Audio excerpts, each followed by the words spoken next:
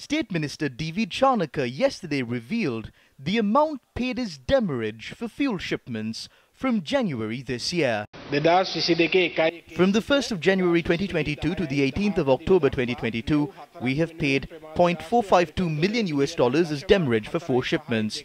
We presume that we will have to pay a total of $10.4 million for another 27 shipments. Since rating agencies downgraded our country's standing due to the forex crisis during the end of last year, fuel suppliers have stopped providing fuel on long-term credit at concessionary terms. Demurrage had to be paid for fuel shipments as they were docked at the port for a longer period, as we could not get enough rupees in foreign exchange from the central bank.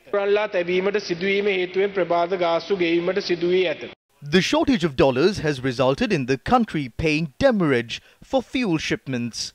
The burden of that too has been put on the people. Why did this happen? Economic experts warned of the disastrous fate that will befall the economy of Sri Lanka long before the economic crisis began.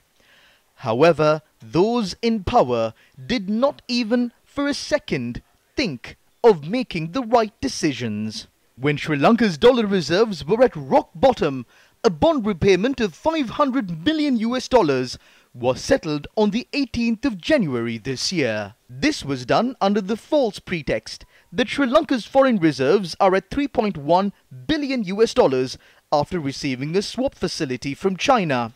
However, the conditions attached to the swap facility from China created issues in using the foreign exchange under the facility. 3 months after the $500 million bond repayment was made, exactly on the 12th of April 2022, Sri Lanka announced it will default on debt servicing. Instead of letting the market determine the exchange rate of the rupee to the dollar, the rupee was pegged at 203 against the dollar, and Sri Lanka's foreign reserves were bled dry to maintain this. Without making proper decisions at the proper time, the dollar was allowed to float suddenly on the 7th of March. This further aggravated the forex crisis in the country. $6.9 million was paid for a Chinese ship supposedly carrying organic fertilizer, but not a single ounce of this fertilizer shipment landed on the shores of Sri Lanka. These are only a few decisions that show how callous our leaders were in running the country. How will international fuel suppliers issue fuel on long-term credit when inept leaders like this are running the country?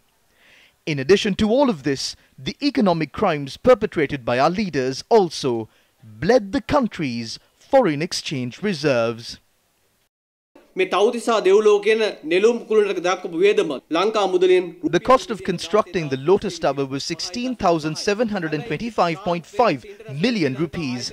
But according to the calculations of Transparency International Sri Lanka, the total cost according to the average of the dollar exchange rate for 10 years is 21,860.7 million rupees.